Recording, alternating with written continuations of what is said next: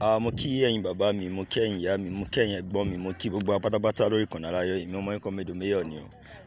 Ṣé ẹ̀ ń rí gbogbo ibi tí ẹ ń pe àwa yìí? Tẹ́ bá rántí ìgbà kan tí wọ́n dáná sun ibì kan, tí wọ́n pa máa yẹn, tí wọ́n dáná sun ọ̀kadà mọ́núlé, tí wọ́n ṣe gbogbo ẹ̀ lóríṣiríṣi. Ìlú Asaa, ibẹ̀ ni àwa yìí. So lára àwọn ibi tí ẹ ń pé wọ́n dàrú, òun ni gbogbo ibi tí ẹ ń pé ń rí yẹn. So kẹ́lẹ́ rí báyìí sìn. But a dúpẹ́ lọ́wọ́ Ọlọ́run pé àwọn tó jẹ́ àwọn ọmọ onílùú wọ́n ti ń ṣe nǹkan wọn díẹ̀díẹ̀ padà. Ṣẹ́yìn náà rí gbogbo ibi tẹ́ ń rí yìí sìn. Bí èmi ní ọjà, òun ni. Bí èmi ní ọjà, òun ni. Ṣẹ́ rí báyìí. Imagine. So k'Ọlọ́run ṣàánú wa o. Kò ní sú wa, kò ní rẹ̀ wa o.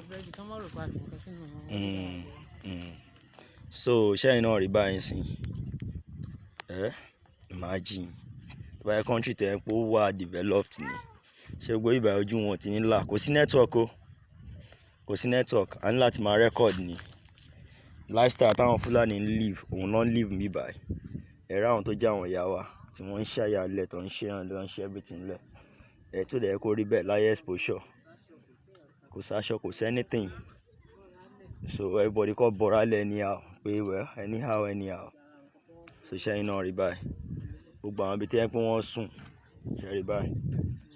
So Ọlọ́run ṣàánú wa o. Gbogbo àwọn ọmọ Yorùbá yẹ ká jí gidi. Ẹ má jẹ́ ká sùn. Ẹ jẹ́ ká mọ̀ pé ilé tó yá láti lọ.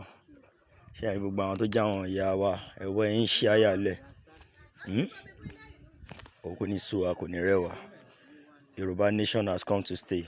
A wà nílùú Asaa báyìí ní Yorùbá North. Ibẹ̀ la wà báyìí tá ti ń rìn káàkiri láti máa jẹ́ káwọn èèyàn máa yé. A dẹ̀ ń sign petition. And create awareness. Gbogbo wọn dẹ̀ appreciate bàbá ṣe Sunday Adéyẹmọ Ìgbòho Òòṣà pẹ̀lú iṣẹ́ takuntakun tí wọ́n ṣe. Pé wọ́n ní pé àwọn tí ń gbin cassava, èmi ni ẹ̀gẹ́, àwọn tí ń pín káàkiri gbogbo everywhere. So Ọlọ́run á dẹ̀ fún wa ṣe, kò ní sú wa, kò ní rẹ̀ wa lágbára Ọlọ́run. Yorùbá Nation has come to stay, no going back.